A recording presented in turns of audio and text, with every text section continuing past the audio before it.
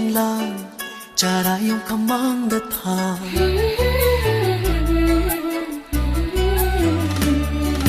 pan thâu mang buồn khen jong lang cara yung kamang datha sham lang koi kakari di nu ja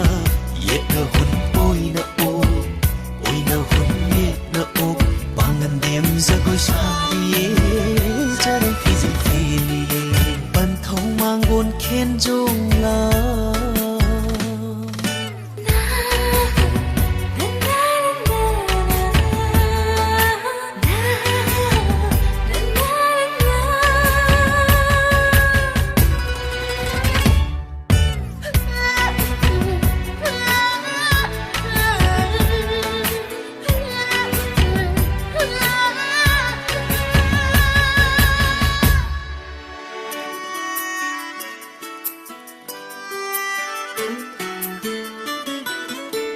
Saino latta nuragi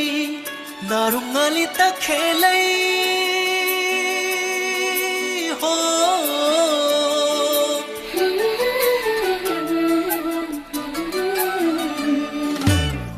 Saino latta nuragi narungali ta khelai lai ki du khau na in pungong phan khoi dom se pari sau na kun na fi mom sang de yom na fi pari sau na kun na fi mom sang de yom na fi bangan dem za goi sari cha dai fi jil feli an thong mang on khen jong la cha dai on kham mang da ta sham na mui khat ne ri ri bu ja yet na hun oi na hun yet na o bangan dem za goi sari cha dai fi jil feli khen jong la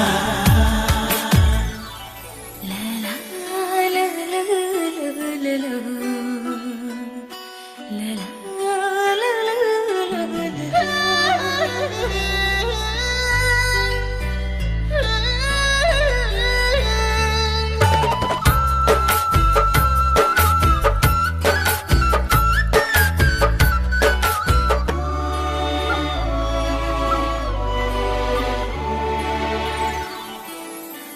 Khoi no mata janabi taring sinai pham laga